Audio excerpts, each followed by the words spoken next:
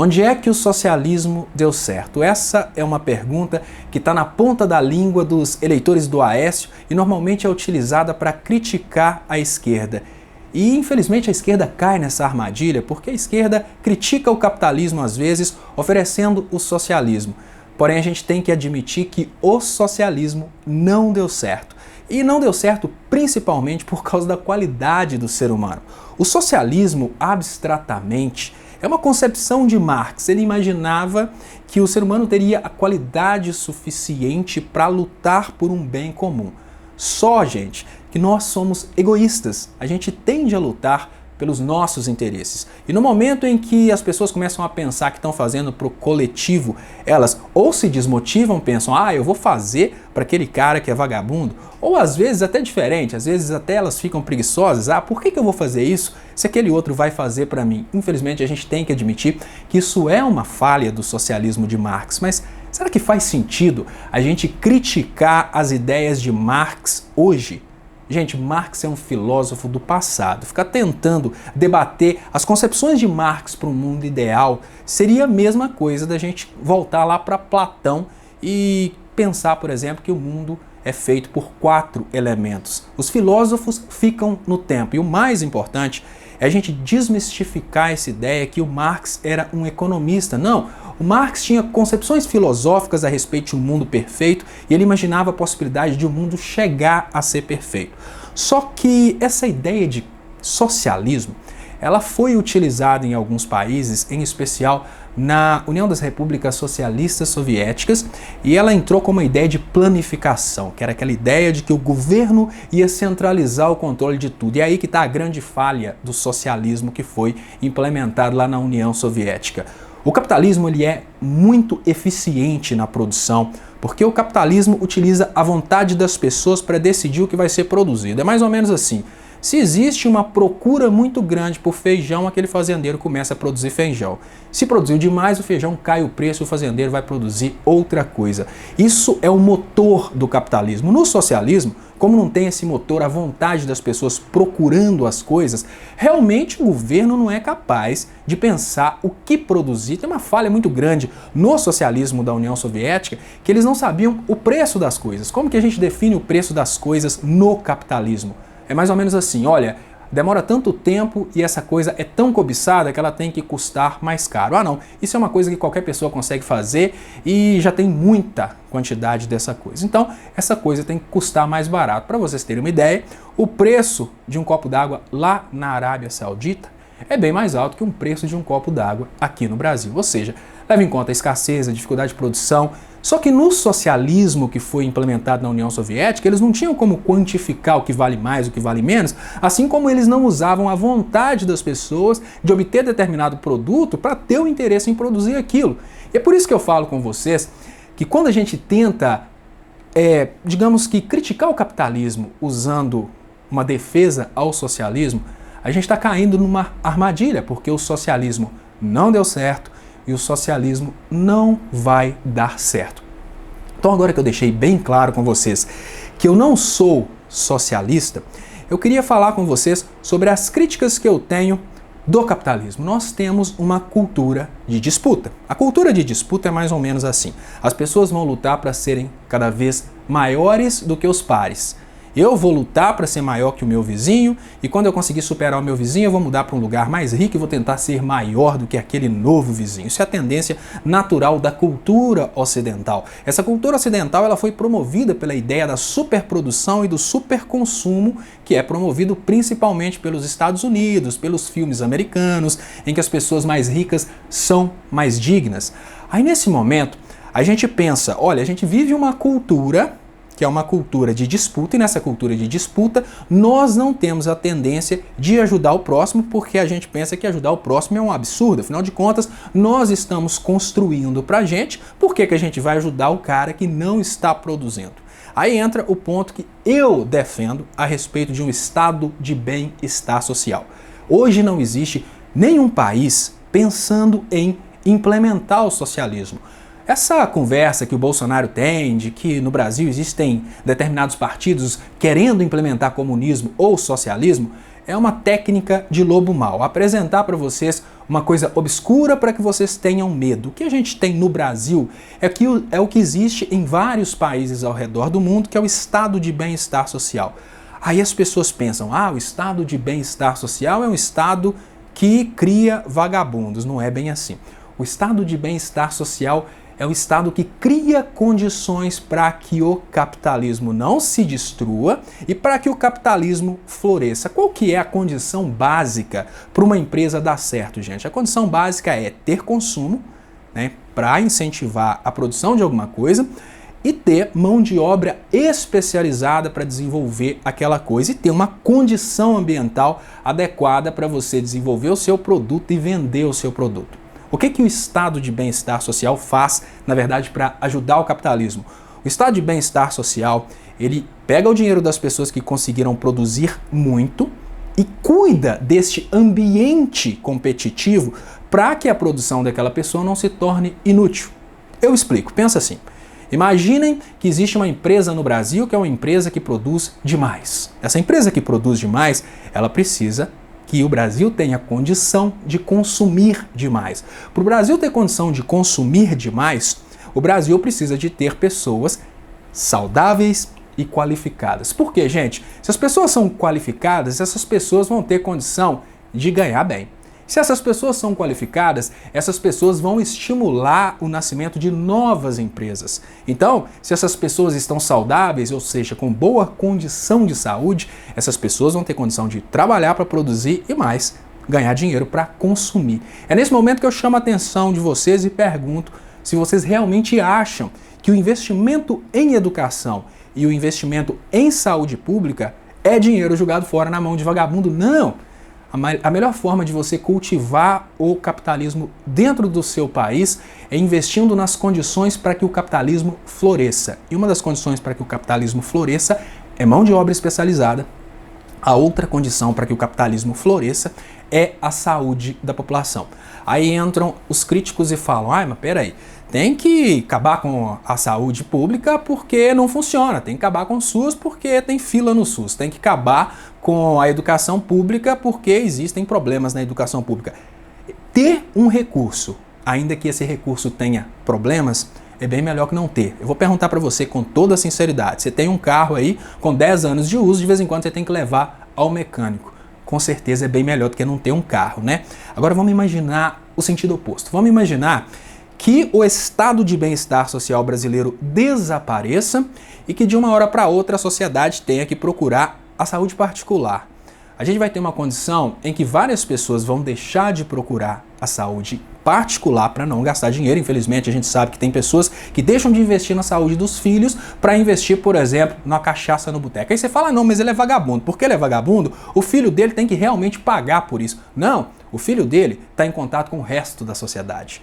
Por causa daquele cara que não teve a tal responsabilidade de investir na saúde dos filhos, os filhos deles vão para as escolas públicas ou privadas, né, na condição ideal do MBLista, e vão contaminar a sociedade. Então, quando a gente pensa num sistema único de saúde como o SUS, a gente pensa num sistema que trabalha para manter a saúde pública. É um sistema que trabalha, por exemplo, para evitar que a doença aconteça e, em último caso, trata a doença. Tem falhas? Tem. Mas eu volto para o caso do carro. É bem melhor você ter um carro que de vez em quando te dá problema do que não ter um carro. Vamos concordar com isso, né? Aí a gente pensa na saúde pública. Tem deputados que falam que saúde pública é uma coisa que não faz sentido, porque se o cara não tiver dinheiro, não faz faculdade. Simples assim. Você pode pensar dessa forma. Agora vamos pensar de outra forma. Você é dono de grandes capitais, quer procurar um local para investir o seu dinheiro. Se você investir num local onde só tem analfabetos, você vai ter que contratar pessoas para fazerem serviços básicos. É o que a Shell está fazendo no Brasil, por exemplo, começando a investir somente na extração de petróleo, e aí os gringos qualificados vão vir para o Brasil para controlar os brasileiros que vão trabalhar na base. Ou seja, o engenheiro brasileiro não vai ser mais contratado, né? Porque afinal de contas é o que eles fazem na Nigéria. O engenheiro vai do Reino Unido trabalhar na Nigéria, e lá na Nigéria tem o pessoal que faz o serviço pesado. Isso porque o país decidiu não investir em educação. Afinal de contas, se você não tem dinheiro, você não faz faculdade. Agora vamos pensar o outro caso.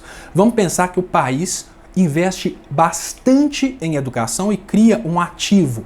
de mão de obra especializada a ponto de atrair investimentos internacionais. Gente, o investidor não está nem aí para a pele do cara que está trabalhando.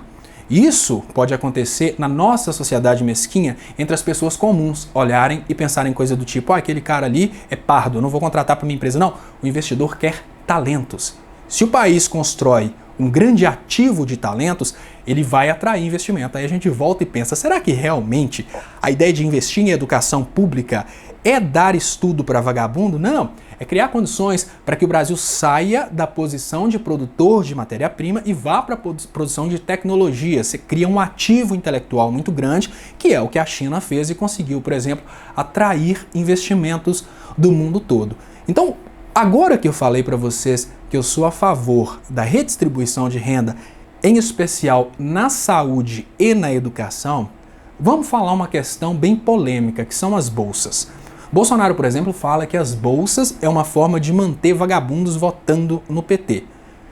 Não é necessariamente manter vagabundos votando no PT. O ser humano, você lembra que lá no início eu falei que o ser humano é naturalmente egoísta e ele naturalmente é competidor, ele quer crescer na vida? Se uma pessoa está recebendo uma bolsa e ela não sai dessa situação de bolsa, porque ela não tem a autonomia de sair disso, porque ela não consegue construir com as mãos próprias, se você tirar a bolsa, ela vai começar a comer capim, porque ela não tem essa característica de ser investidora. Agora, em compensação, a bolsa tem uma função muito interessante. Vamos conectar com a educação. Se você cria condições para que as famílias tenham um pouquinho de dinheiro para cuidar dos filhos, você não vai recuperar aquela mãe que nunca conseguiu fazer nada na vida, nunca teve condições, por exemplo, de desenvolver um talento para o trabalho. Ela está vivendo de bolsa, sim.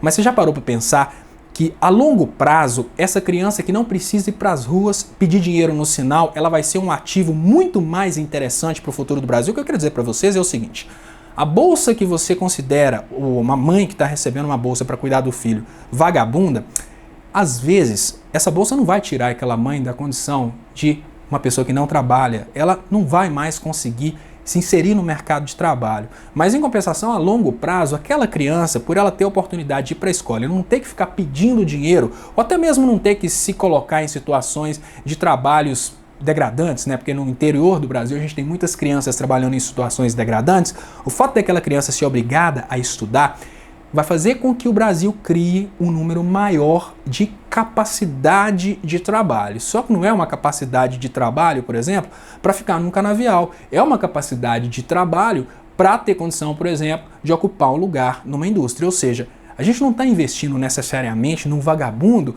porque aquela pessoa está recebendo bolsa há 10 anos. A gente está investindo, na verdade, é no filho daquela mulher que está recebendo bolsa há 10 anos. Agora vem a parte mais polêmica, que é a parte relacionada a impostos. Por que tanto se fala em impostos e por que normalmente se conecta a questão das bolsas aos impostos para dizer que os ricos estão pagando a vida dos pobres miseráveis? Vamos começar pensando que se o Brasil não tivesse toda essa infraestrutura, o Brasil não teria produzido ricos. Então, quando a gente pensa nessa redistribuição de renda de pessoas milionárias para as pessoas mais pobres, a gente tem que admitir que a gente está fazendo isso exatamente porque essas pessoas mais pobres e essa sociedade que cobra imposto daquela pessoa rica são as condições necessárias para que aquela pessoa seja rica. Com toda a sinceridade, vamos pensar no cara que quer comprar a Eletrobras, o Lehman.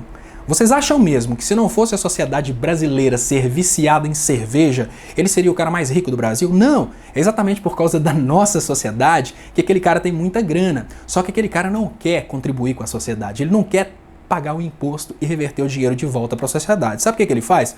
Ele contrata agências como MBL, Vem Pra Rua e outras agências liberais para convencer os brasileiros mais pobres que o imposto não presta. Só que agora eu vou falar com vocês uma realidade com toda a sinceridade para vocês entenderem que para nós pobres o imposto presta e presta muito. Às vezes a gente escuta pessoas bem pobrinhas falando coisa do tipo: eu não admito a ideia de pagar a gasolina o dobro do preço ou triplo do preço dos países vizinhos. Eu não admito uma coisa dessa.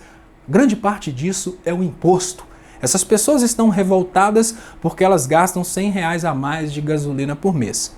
Mas, por mais que a gente tenha críticas a fazer a respeito do sistema único de saúde, a respeito da educação pública, esse dinheiro desse imposto, que essa pessoa paga R$100, é insignificante perto do que paga um milionário. E é exatamente porque existem esses impostos que o dinheiro volta para te dar condição, por exemplo, de fazer uma faculdade, para te dar condição, por exemplo, de estudar os seus filhos, para te dar condição, por exemplo, de utilizar a saúde pública. A saúde pública não presta.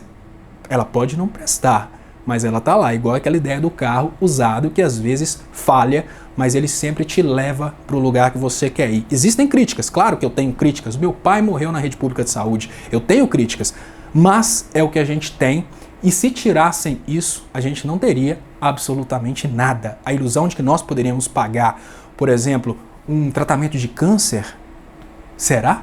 Tratamento que a rede pública paga para o brasileiro, mas que custaria R$200 mil na rede privada. Mas enfim, vamos passar para frente. Agora eu vou falar para vocês uma realidade polêmica de uma cidade que eu vivi e que é uma circunstância que eu vivi. Eu morava em Contagem. Contagem deu isenção de impostos municipais, isenção do IPTU para os moradores de Contagem. Isso foi uma jogada muito inteligente de alguns governantes de Contagem para poder ganhar votos. Então Contagem ficou muito tempo sem cobrar o IPTU das pessoas. Olha que interessante.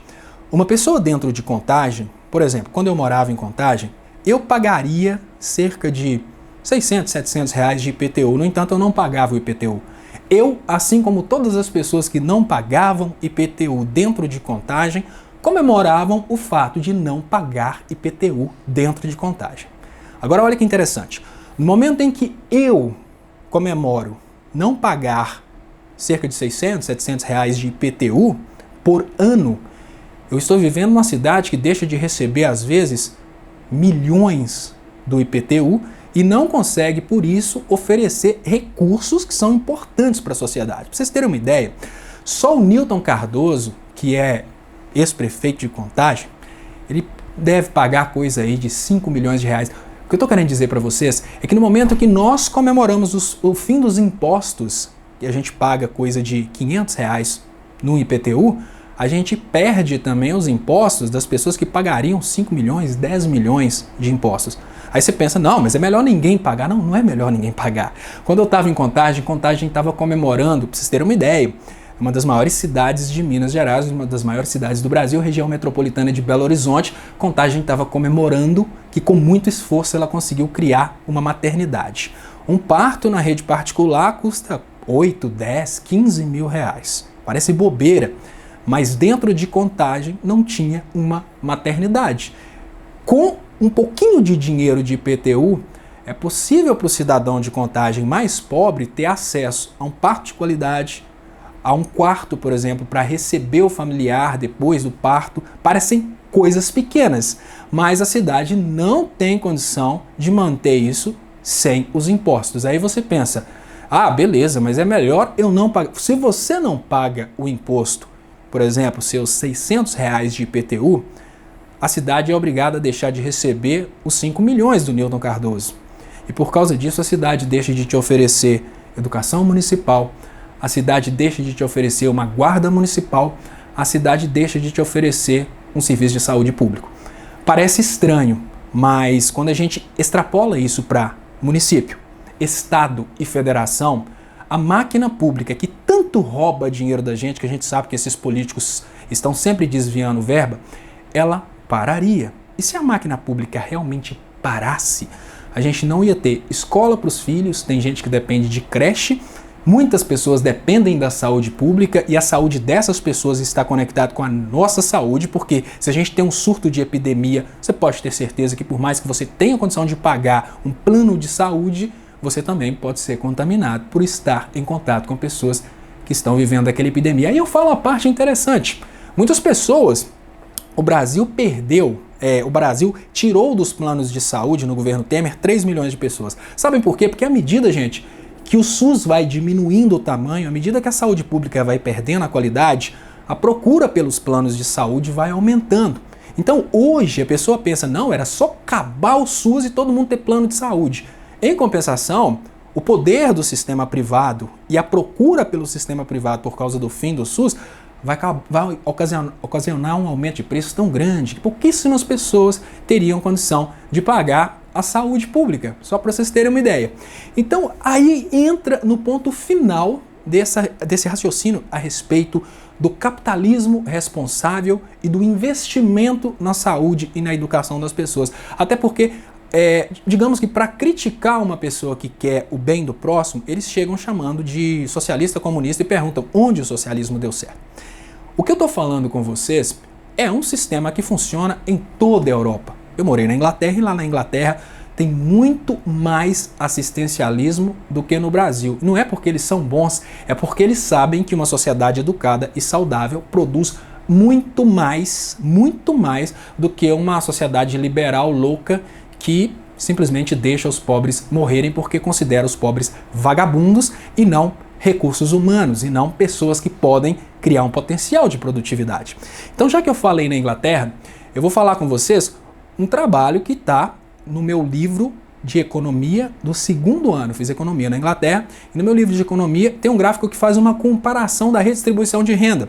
Redistribuição de renda não é só Bolsa Família. Redistribuição de renda é, por exemplo, você ter acesso à educação pública para o seu filho, você ter acesso a um serviço de saúde. Então eles fizeram uma estatística de como que o fato de o dinheiro dos milionários ser utilizado para saúde e educação faz com que a renda das pessoas torne-se mais próxima. O que eu quero dizer para vocês? O que eu quero dizer é que muitas vezes algumas pessoas falam coisa do tipo, olha, eu ganho R$1.000 por mês e eu sou obrigado a pagar tanto de imposto. Mas em compensação, por causa da existência do imposto, você que ganha R$1.000 por mês recebe de serviços públicos coisas que te custariam por mês, por exemplo, R$2.000. O que eu quero dizer com isso? Eu quero dizer que após a redistribuição de renda ocasionada pela saúde, pela educação, pelo acesso a serviços públicos que estão disponíveis para você, o seu salário sai de R$1.000 e passa por um salário fático de, por exemplo, R$3.000, porque se você fosse pegar todas as vezes que você utiliza serviços públicos e fosse colocar aqueles serviços públicos como serviços pagos, você teria que ter um salário de R$3.000. Isso não é papo meu, isso é ensinado na escola de economia, só que na escola de economia na Inglaterra, para que as pessoas não pensem em coisa do tipo, livros do MEC. Então o que é a síntese da conversa de hoje? Estou falando sobre esse assunto porque um dos vídeos que eu tenho mais visualização é o vídeo Onde é que o socialismo deu certo. Eu faço a crítica exatamente para as pessoas que vêm me atacar, me chamando de socialista ou comunista. Não, eu sou uma pessoa que eu tenho a plena consciência que sem o motor econômico do capitalismo, que é pessoas desejarem e por causa daquele desejo pessoas produzirem, a gente não tem a mínima condição de ter uma sociedade desenvolvida, porque se não existe o estímulo à produção, não existe o motor principal da economia, para ser repetitivo. Mas, de certa forma, se a gente também não tiver consciência e responsabilidade para o capitalismo pode se autodestruir, a exemplo do que aconteceu em 2008 no mundo capitalista. Por que a gente teve a crise de 2008? A gente tem várias teorias para a crise, mas a teoria majoritária, que foi inclusive a utilizada para reverter a crise, é que os capitalistas estavam ganhando tanto dinheiro naquela época que o povo estava tendo que fazer empréstimos para viver. Como o povo estava tendo que fazer empréstimos para viver, o povo estava vivendo de empréstimos e o dinheiro estava indo para a mão dos capitalistas. A gente teve uma crise, o mundo inteiro perdeu por isso, porque o mundo cismou de não ter responsabilidade com o capitalismo. Então, pessoal, você que assistiu até aqui, eu gostaria de te agradecer, gostaria de te pedir para compartilhar esse vídeo e convidar pessoas para curtirem o canal. Vou tentar fazer um vídeo resposta todos os dias e postar aqui às 9 horas da manhã. Muito obrigado e até mais.